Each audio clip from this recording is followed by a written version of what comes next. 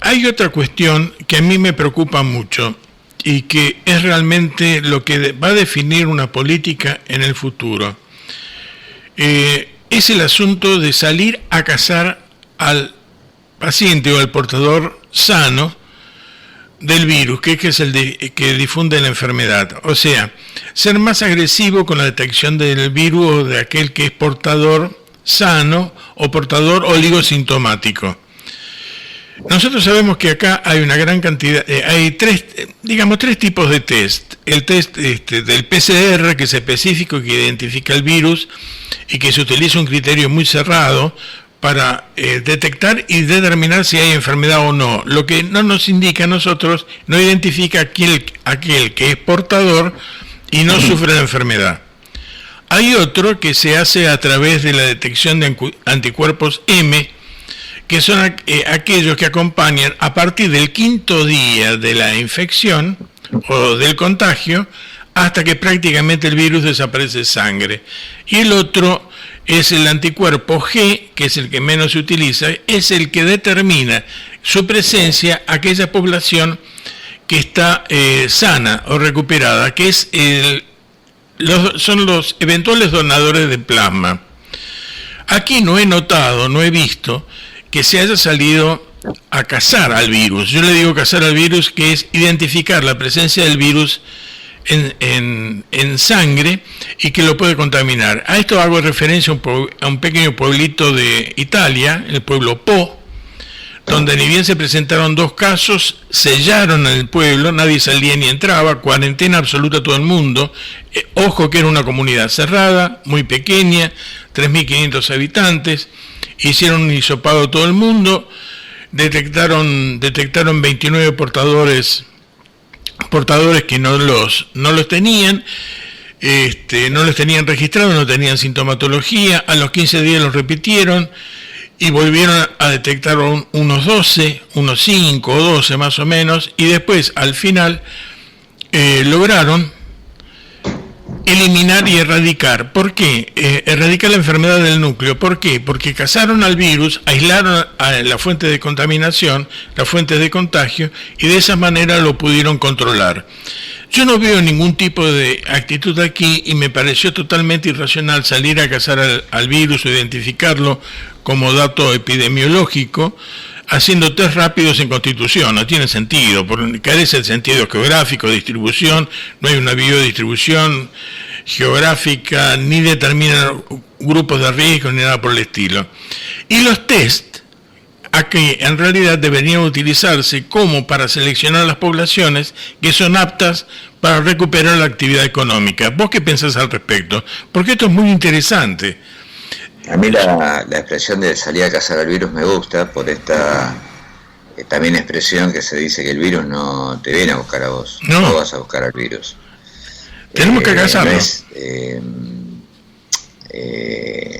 la gripe, digamos, que uno, bueno, la gripe es parecido al contagio, pero digo, no es algo que está en el aire y que vos, aún cuando estés guardado, se te mete por la ventana, sino que se deposita en superficie o no, determina si te puedes contagiar o no. Lo de Capital Federal, a mí me parece que es como tantas medidas, esto permitime ser políticamente poco correcto y más realista, pero es lo que busco, me parece que es un poco transmitir seguridad, digamos, por en todos lados, pero atiende en Buenos Aires, entonces como todos los canales de televisión que vemos son de la Capital Federal, y como en la gran concentración poblacional, más del 50% de la población argentina vive, o por lo menos el cercano al 50% vive en el AMBA, digamos. Entonces, bueno, claramente hay que poner ahí todos los cañones, mostrar que hacen estudios. Me parece que tiene que ver con eso, con transmitir. Lo miro desde el punto de vista de la comunicación, política de comunicación. Ahora, Marcelo, fíjate una cosa. Pero déjame decirte esto. Italia, que vos mencionabas el caso de este pueblito, Italia fue el país que se jactó cuando esto, según Donald Trump, era un virus chino, se jactaba de ser el único país que le había tomado la temperatura a 2 millones de personas, y fue el país que más golpeado estuvo. porque la verdad, esto hay que decirlo, de este virus no se sabe nada.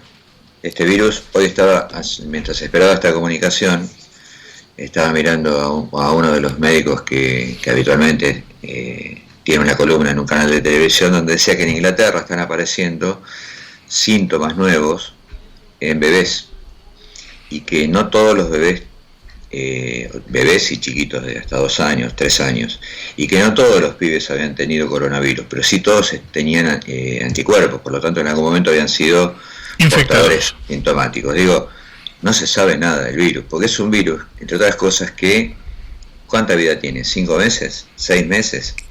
No hay algunos que lo hacen referencia hasta un tiempo anterior a diciembre. La comunicación fue en diciembre del 19. Se suponía que existía a partir de septiembre del 19, donde hubo algunos mensajes de alerta dentro de China, y a partir de diciembre del 19 explotó por todos lados. Por eso, entonces digo, a ver, la ciencia médica, ahí también empieza, por ahí nos metemos en otro terreno, pero ayer el premio Nobel de no sé qué, que fue el tipo que descubrió el virus del SIDA, dijo, está claro que es un virus genéticamente diseñado y que estarían probando la vacuna del SIDA, entonces mezclaron una parte del virus del SIDA con una parte del... Sí, bueno, pero son todas especulaciones, son especulaciones que no podemos llegar a ninguna conclusión. ¿Cómo? Que esas son especulaciones en las cuales nosotros no podemos llegar a ninguna conclusión. La hagamos nosotros, Daniel, ahora, y otra cosa que lo diga un premio Nobel que descubrió el virus del SIDA. Entonces, digo, en esto, el virus no se sabe cómo se comporta, no se sabe si vos te curás y si te podés volver a contagiar. Sí, es correcto, eso es correcto. Gente que ha muerto después de haberse recuperado. Entonces, me lleva a otro terreno, que es, tuvimos que ir a China a buscar reactivos con nuestra aerolínea de bandera. Y no me quiero meter en el berenjenal de... tuvimos un gobierno que financió la salud, bajó el ministerio, vació la aerolínea de bandera, pero digo, hubo que ir a buscar los reactivos. Todos nos emocionamos, entre comillas, con el primer vuelo, pero ya ha habido 3 o 4 vuelos a China para ir a buscar esos insumos que ahora permiten. Hoy anunciaron, se van a hacer 17.500 test por día. Bueno, de a poco se va avanzando conforme se va acercando ese momento que nadie quiere, que en su momento se pensaba para mediados de mayo y que ahora se dice puede ser mediados de junio, que es el momento donde esto va a explotar, teóricamente. Entonces, esto de salir a cazar al virus tiene que ver con también tener los recursos necesarios. Correcto. Por más que vos le pongas mucha voluntad, si no tenés respiradores, si no se fabrican respiradores, tenés que comprarlos afuera. Si no se fabrican barbijos, tenés que comprarlos afuera.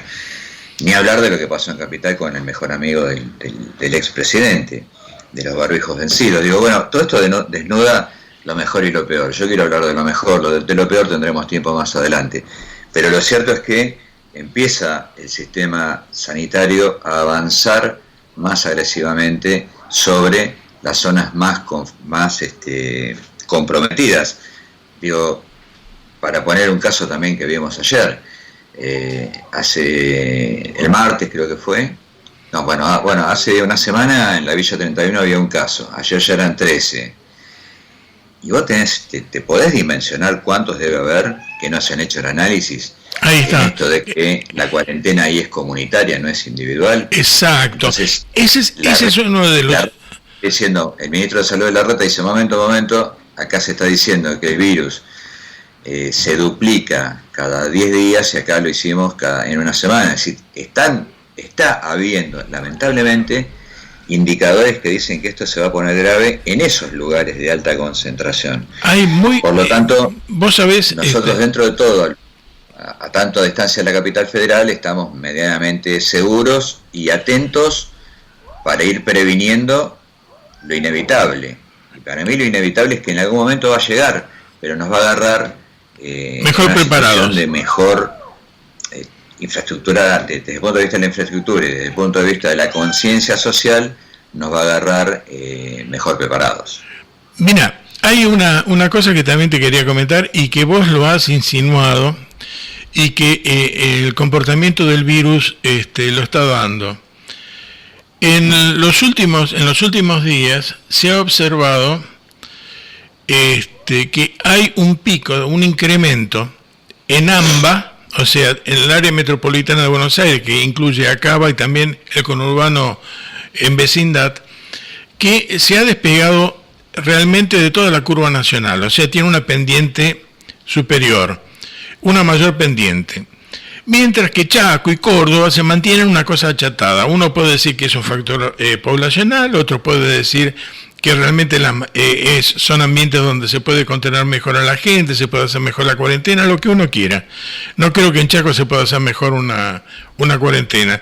Pero de todas formas, se han despegado notablemente el área metropolitana de Buenos Aires y la capital. Se ha despegado y tiene una pendiente que podría decir que se acerca a los 45 grados respecto al resto, porque estoy observando en este momento la curva de todos los contagios desglosados provincia por provincia. Y entonces ahí llegamos a la siguiente conclusión, que no partamos de la base del error, de un error fundamental que es interpretar y considerar a Cava como un centro único. No es así, vos lo acabás de mencionar. Tenemos dentro de la capital grupos que están mucho más expuestos a los virus, que requieren un tratamiento particular para esos grupos y para esas circunstancias. Villa 31 es uno, La Matanza es otro, y otras villas del conurbano también. Entonces, Palermo, si vos mirás los números de sí, también. Flores, pero, Palermo. Sí, tenemos Flores, también tenemos la epidemia de dengue, o sea, tenemos un montón de cosas. Pero, es decir, no voy a hablar solamente de La Matanza, yo no soy político, te estoy hablando como descriptivo. Trato de hacer una descripción. Entonces nos estamos encontrando con que este virus tiene una característica que es la distribución geográfica y se mete donde lo dejan. Pero ese también es el criterio que nosotros tenemos que utilizar como para recuperar la actividad económica post-cuarentena. Si yo lo considero como grupo general a la ciudad de Buenos Aires, o al conurbano, o el área metropolitana global, yo me encuentro con que estoy administrando una política que no es adecuada de acuerdo a la distribución virósica. Y ha demostrado que son pequeños focos. Ahora tenemos que imaginar lo siguiente. El virus va en aquellos lugares donde lo dejan entrar y no lo combaten. Si utilizamos bien las estadísticas y hacemos bien la caza del virus a través de testeos masivos, dirigidos específicamente a identificar las áreas y hacer aislamientos regionales puros, propios, podemos recuperar económicamente en el resto de la comunidad dentro de ciertos márgenes. Si nos fijamos, por ejemplo, en los pequeños pueblos de la provincia de Buenos Aires donde están libres de virus, lo primero que uno debería hacer es directamente sellarlo, no dejar entrar a nadie, no dejar salir a nadie, tomar las normas de higiene, aquellos insumos que tienen que traerse, se traen y se los tratan específicamente, y en consecuencia podríamos mantenerlos libres de virus. En otras circunstancias, en otros pueblos, podríamos repetir lo mismo, y esa zona recuperada libre de virus puede lentamente volver a su ritmo de vida normal, independientemente de lo que ocurre en AMBA o independientemente de lo que ocurra en otros ciclos, en otros lugares geográficamente muy agredidos. El Partido de la Costa considero que está en uno de esos que está casi libre de virus, porque no tengo la... 100% libre de virus. Tuvimos el caso de Santa Teresita nada más, ese que vino de Italia. Sí, claro. Claro. Entonces, si estamos libres de virus, bueno, recién ayer podríamos empezar a intentar recuperarla. Con esta persona y ha salido ayer la nota de cómo se contagió y demás. Pero a partir de que el tipo se recuperó, estamos libres de virus. Entonces, ¿no podemos encarar una salida de cuarentena tranquilo, tomando las precauciones, sellando el ingreso y la salida de los habitantes y aquellos insumos que llegan, tratarlos específicamente como, digamos, contaminados, los decontaminamos y mantenemos el área pura y así recuperar? Pero para eso precisamos testear mucho, pero esto es así, cazando el virus. A ver, nosotros tenemos esto que vos planteás, insisto, es lo ideal, es lo que, y de hecho es buena parte de lo que se está haciendo.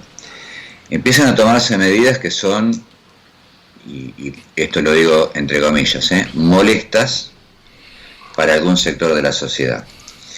Vos sos una persona que hace las compras. Trato de que por delivery, porque tengo miedo de salir. En condiciones normales, digo, pre-pandemia. Sí, seguro. Bueno, entonces vos estabas en esa verdulería donde llegaba el camión y bajaba el camionero y dos pibes de la verdulería y entre todos bajaban los cajones de manzana y de fruta y qué sé yo. Bueno, el último, en el anuncio que hizo Cristian en esta semana, en ese audio de 20 minutos, se estableció un protocolo nuevo para el ingreso de mercaderías al Partido de la Costa. Y esto va a molestar a alguna gente, pero tiene que ver con un bien superior que es la salud pública, la tuya, la mía y la de nuestros afectos y de nuestros vecinos que conocemos o no conocemos. ¿Cómo es el sistema? Llega el camión al control, en este caso poner es San Clemente, al camionero se lo hace bajar de... Estamos hablando del camionero que... Correcto. Transporta, ¿no? Sí, el transportista. Se le quitan los guantes que traía, si es que los traía, se le provee guantes y barbijo nuevos, se desinfecta la cabina, se desinfecta la carga, y esta persona, cuando llegue al comercio, estamos hablando de mercaderías alimenticias o materiales de construcción o lo que se te ocurra, no tiene permitido bajarse de la cabina, excepto para quitar la lona del camión, que a veces solamente...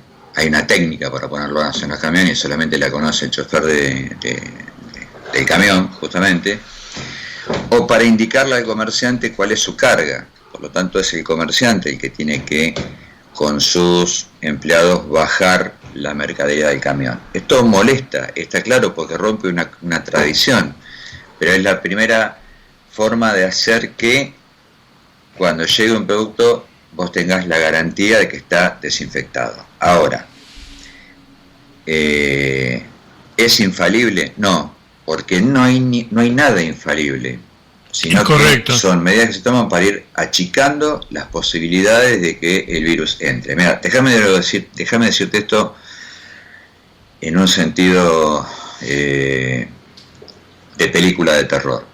Si nosotros estuviéramos combatiendo contra el hombre lobo, tuviéramos una manada de hombres lobos, sabemos que se combate con una bala de plata. No lo planteo desde el absurdo, si querés, pero para ser claro y gráfico. Sabemos cómo actuar. Ahora, en este caso, no se sabe, o sea, no es que no se sabe, no hay una forma de actuar, porque no hay una cura, porque no se sabe el comportamiento del virus, porque lo único que se puede hacer es achicar el margen de entrada. Y entonces esto del nuevo protocolo para el ingreso de mercaderías achica el margen de entrada, del virus digo, ¿no? La otra cuestión que generó una gran polémica es la famosa salida a caminar de 1 hora por día. Y entonces, claro, tenés que tener una ayuda a memoria de qué día te toca según tu documento.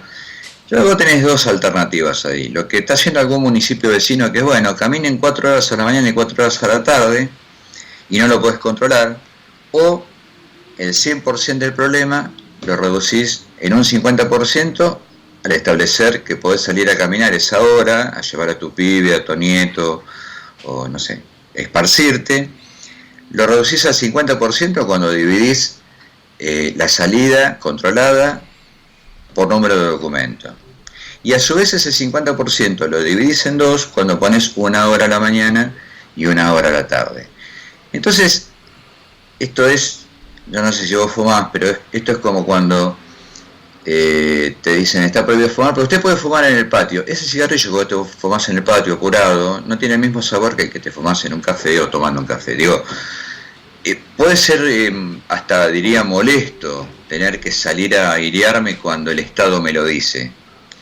Pero la otra alternativa es dejarlo librado a la voluntad del vecino. Y en esto, desde el presidente para abajo, todos estamos diciendo, apelemos a la responsabilidad individual para cuidarnos entre todos. Porque la otra alternativa hubiera sido lo que hicieron los intendentes de conurbano, que es no permitir que esa hora de aislamiento. Y fíjate que estamos en una polémica con un tema que es importante, pero no es fundamental.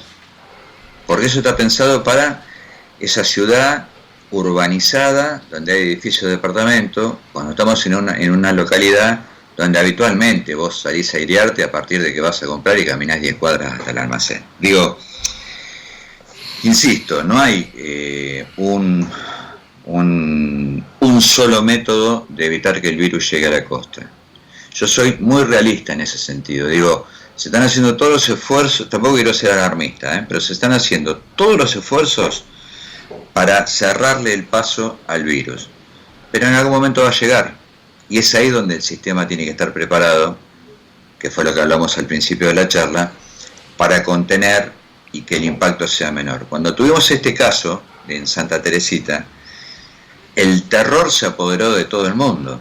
Y yo digo, en estos casos, como en el resto de las situaciones de la vida, el miedo te hace poner alerta, pero el pánico te inutiliza. Entonces, correcto. Tuvimos miedo, vimos que el sistema funcionó. Todos los días el doctor Creuso, como secretario de Salud, hace un informe de cómo está la situación. Durante mucho tiempo tuvimos un solo caso en Santa Teresita hasta que al tipo le dieron el alta. Entonces el sistema funcionó, el virus se comportó. Recordamos que el 80% de las personas que en el mundo ha tenido coronavirus tiene síntomas de gripe, no requiere un tratamiento médico aparatológico. Y el otro 20% requiere asistencia médica y en el peor de los casos terapia intensiva, sobre todo en los grupos de riesgo de los abuelos o de gente que es de riesgo y que tiene problemas de pulmones. Bueno, se requiere asistencia médica. Entonces, el desafío de la política, el desafío de la política pública, el desafío de los gobiernos es mantener y pisar la curva, porque no se descubrió absolutamente nada para resolver este tema. Entonces, cuando se dice la mejor vacuna es la distancia social, la mejor vacuna es la cuarentena, no es una exageración. Cuando vos estás peleando contra algo que es invisible, lo que tenés que hacer es saber cómo te ataca para saber cómo defenderte. Y hoy por hoy la única defensa es salir con barbijo a la calle. Y vos ves gente que anda por la calle sin barbijo. Yo, cuando voy a hacer un mandado, tengo el barbijo en el bolsillo. Cuando entro al comercio me lo pongo. Entre otras cosas porque si no, no me dejan entrar. Lo que está muy bien. Pero cuando salgo del comercio me lo saco. Y lo que sí, cuando me encuentro con un amigo, lo saludo desde 2 metros. Ya ni siquiera con el codo, que es una pavada atómica, bueno, sí. acostumbrarnos a eso.